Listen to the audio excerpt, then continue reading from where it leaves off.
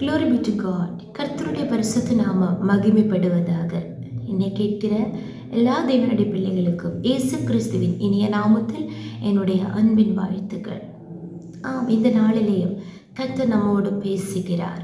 நம்மை ஒவ்வொருவரையும் கர்த்தர் அடையாளமாக மாற்ற அவர் வல்லவராயிருக்கிறார்.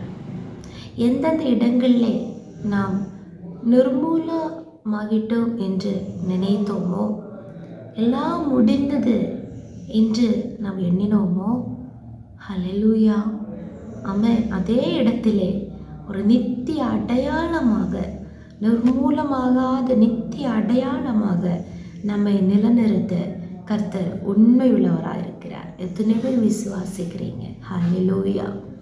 இன்றைக்கு கூட நாம் அநேகருக்கு ஆமென், சங்கீதக்காரன் 71 சங்கீதத்தில் சொல்லுகிறார், ஆமென், நான் அநேகருக்கு ஒரு புதுமை போலானே.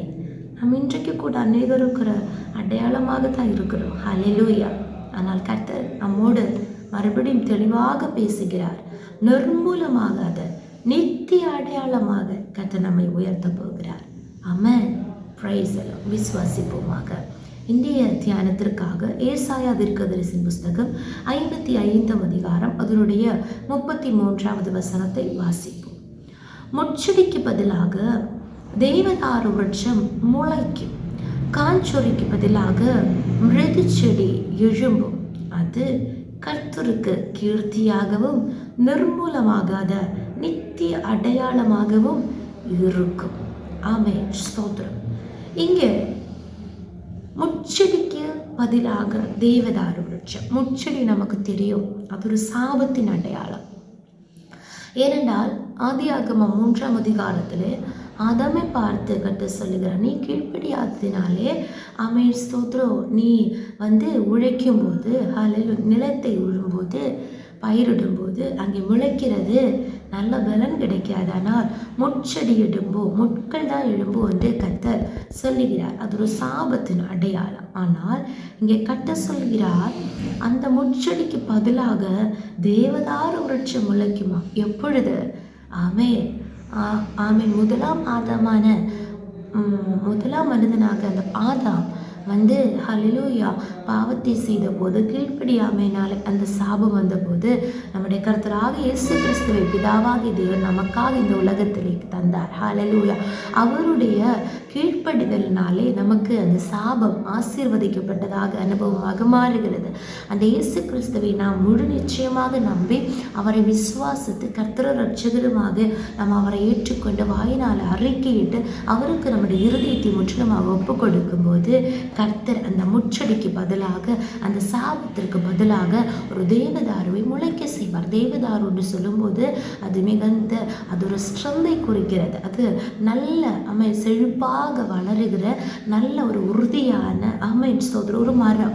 அது நல்ல உயரமான மரம். அது நீடித்த நாட்கள் நிலைத்து நிற்கிற ஆயுள் நாட்கள் நிறைய உள்ள ஒரு மரம். வருஷக்கணக்காக அந்த மரம் நிற்கும். ஹல்லேலூயா. அதை கர்த்தர் முளைக்க பண்ணுவார். ஹல்லேலூயா. Praise the Lord. ஆமென். மட்டும் கிடையாது, காஞ்சொரிக்கு பதிலாக, காஞ்சொரு நமக்கு தெரியும். ஹல்லேலூயா. அதனால எந்த பிரயோஜனமும் இல்லை, யாருக்கும் எந்த உபயோகமும் இல்லை. ஹல்லேலூயா. மற்றவர்களுக்கு அது ஒரு இரிட்டேஷனை தான் கொடுக்கும். ஹல்லேலூயா. ஆனால் அதற்கு பதிலாக மிருது செடி எழும்பும். மிருது செடி என்று சொல்லும்போது அது நல்ல ஃப்ராக்ரன்ஸை கொடுக்கும், ஸ்வீட் ஃப்ராக்ரன்ஸை கொடுக்கும், நல்ல ஒரு மனத்தை, நல்ல ஒரு சுகந்தத்தை தரும். ஹல்லேலூயா.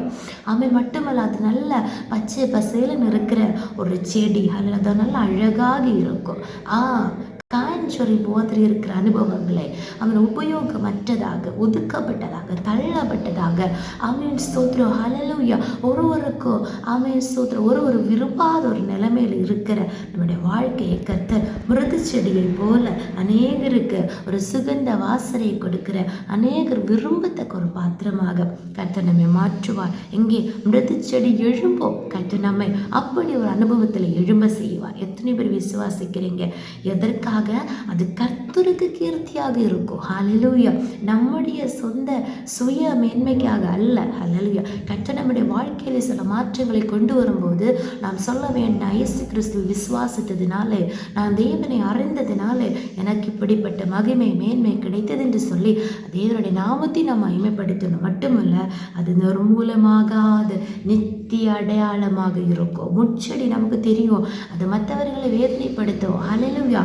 ஆமென் சகோதரர். அதனால அது எப்போ அது கருகி போகும், எப்போ ஆட்கள் அதை மிதிப்பார்கள், அதை பறித்து போடுவார்கள்னு தெரியாது, எப்போ அது நிர்மூலமாகும்னு தெரியாது.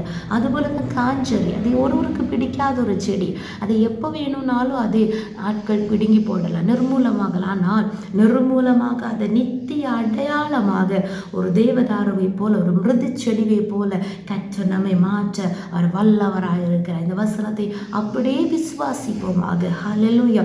கர்த்தராகிய இயேசு கிறிஸ்துவை விசுவாசிப்போமாக. கர்த்தர் நம்முடைய வாழ்க்கையை மாற்றுகிறவராக இருக்கிறார். இன்றைக்கு நாம் செலவில சாபத்தின் அடையாளமாக இருக்கலாம். ஆமீன் ஸ்தோத்திரம். வேதனையின், துன்பத்தின், நஷ்டத்தின், கஷ்டத்தின், தோல்வியின் அடையாளமாக நாம் நம்முடைய வாழ்க்கையை கடந்து சென்று கொண்டிருக்கலாம். ஹல்லேலூயா. நாம் இருக்கிற இடத்துல அப்படித்தான் மற்றவர்கள் நம்மை அடையாளம் குறித்து சொல்லுகிறவர்கள் இருக்கலாம். ஆனால் கர்த்தர் நிர்மூலமாகாத ஒரு நித்திய அடையாளமாக நம்மை மாற்ற வல்லவர் என்று கர்த்தர் தெளிவாக நம்மோடு பேசுகிறார். வார்த்தை விசுவாசிப்போமாக. ஜெபிப்போம். ஏசப்பா ஸ்தோத்திரம் நாதமே, நன்றியோடு துதிக்கிறோம், ஸ்தோத்திரிக்கிறோம். அப்பா, நேர்களுக்கு தந்த நல்ல ஆலோசனைக்காக ஸ்தோத்திரம்.